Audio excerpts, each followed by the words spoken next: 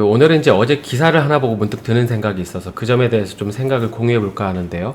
일전에 이제 저희가 영상으로도 한번 다뤘는데, 나이스정보통신이나 뭐 KG이니시스, 뭐 NHN 한국사이버결제 같이 이런 어떤 결제 플랫폼 업체들이 이 하반기에는 조금 더 좋아질 수 있는 환경이 조성된 게 아니냐는 그런 생각이 좀 들어서 오늘은 그 점에 대해서 좀 간단히 얘기를 해보겠습니다.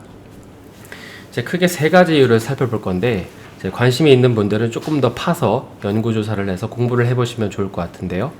근데 이제 먼저 오늘 그 관련 기업들의 주가를 보면 뭐 크게 오른 건 아닌데 시장이 좀 밀린 것도 있고, 대표적으로 이제 결제 플랫폼 기업인 NHN 한국사이버결제가 즉각 반응을 했고, 이제 나이스정보통신 역시도 소폭 상승을 하면서 마감을 했습니다. 그리고 그 근거는 아마 이 기사 때문일 텐데요. 이 기사의 내용은 이 정부와 여당이 하반기에 이 소비 진작 차원에서 이 신용카드 캐시백 정책이라는 걸 추진할 건데, 자세히 보면 이 3분기 카드 사용액이 2분기보다 많을 경우 일정 부분 현금으로 돌려주는 캐시백 형태의 정책입니다. 물론 이제 뭐 당장 하겠다는 건 아니고 논의 중이라는 건데, 그러니까 예를 들어서 어떤 사람이 2분기에 이제 평균적으로 100만 원 정도를 썼고 3분기에 이제 150만 원을 썼으면 이제 50만 원을 더 쓴 거죠. 그래서 이 더 쓴 50만 원 중에 일정 비율을 현금으로 돌려주겠다는 것입니다. 그러니까 만약에 이제 캐시백 비율이 10%라고 하면 이 50만 원의 10%니까 이제 5만 원을 돌려받는 것이죠. 그러니까 그러다 보니까는 이런 어떤 그 피지사나 온라인 이제 오프라인 벤사들이 그런 어떤 수혜 때문에 반응을 했던 것입니다. 그리고 두 번째 이유는 이제 하반기에 이들 플랫폼 기업들을 조금 좋게 볼 수 있는 여지가, 최근에 이제 외신들을 보면 이제 외국의 카드사들을 중심으로 이제 카드사 주가가 좋아질 거라는 기사들이 계속 나오고 있거든요. 이게 이제 한국어로 된 기사를 좀 가지고 왔는데, 이제 기사 내용을 보면 이제 비슷한 논리입니다. 그러니까 미국과 유럽을 중심으로 소비가 살아난다는 건데, 특히 이제 오프라인 결제 건수를 보면 이제 금액이 큰 여행 같은 분야에서 이제 결제 금액 크기가 늘어나니까 실적이 꽤 좋아진다는 거죠.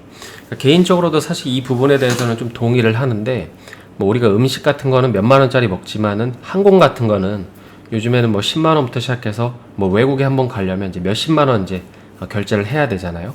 그러면 그 결제 건에 대해서 수수료를 가져올 때 이제 더 많은 수수료를 수취할 수 있으니까 같은 카드 건수라고 할지라도 카드 건수의 질이 이제 다르다는 것이죠.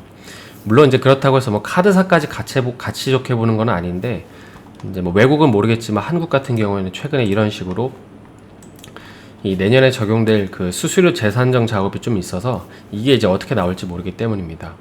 일단 이 부분에 대한 컨센은 뭐 현재는 이제 낮은 수수료이잖아요.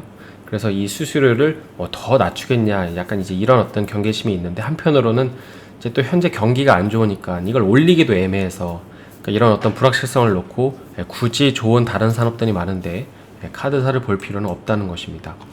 그리고 세 번째로 이제 좋게 보는 이유는, 이제 최근에 아마 이제 마무리가 좀 되어 보이는 것 같은 이 신세계가 이베이 코리아를 인수한 것과도 좀 관련이 있는데요.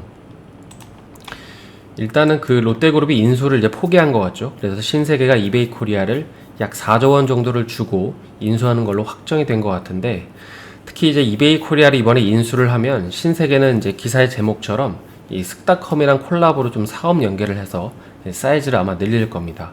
그래서 뭐 무조건 좋게 우리가 해석할 수는 없겠지만, 보수적으로 보더라도 현재 이 쓱닷컴의 시장 점유율이 한 3% 정도이거든요. 근데 이제 이베이 코리아랑 합치면 최소 이제 두 자릿수 정도의 어떤 점유율로 올라갈 거라는 게 시장이 좀 중론인 것 같아요. 그래서 만약에 이런 시나리오를 중심에 그려놓고 보면은 이제 이렇게 생각을 해볼 수 있는데, 이번에 이제 신세계가 가지고 와서 네이버랑 같이 협업을 해서 인수를 했잖아요. 그러면 이제 아마 추후의 결제 방식은 네이버 페이나 혹은 이제 쓱페이를 사용할 겁니다. 그리고 실제로 이 나이스정보통신이라는 회사가 자회사로 두고 있는 이 나이스페이먼츠나 또 KG이니시스의 경우에는 이들 페이사들을 좀 고객사로 두고 있거든요. 그러니까 이제 결제 건수가 이제 늘어날 거라는 거죠. 그래서 구조적인 수혜를 좀 있지 않겠냐, 이런 것입니다.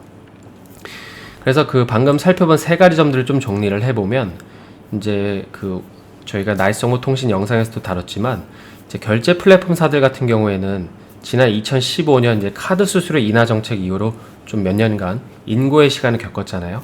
근데 최근에 코로나 때문에 이 온라인 부분 매출이 크게 올라오면서 이제는 이제 오프라인 매출도 같이 올라오는 시점에서 동시 수혜가 예상되는 건 누구나 다 아는 사실입니다. 근데 이제 앞서 살펴보신 것처럼 정부에서 단기적으로 결제를 더 많이 하도록 유도하고 있고, 또 네이버페이나 이런 것들을 의도적으로 사용 빈도수를 늘림으로써 이 어닝 실적, 그러니까 반짝 어닝 실적을 조금 기대해 볼 수 있지 않을까 싶습니다. 그래서 이런 것들을 중심에 놓고 관련 종목들을 조금씩 모아가 보시는 거죠.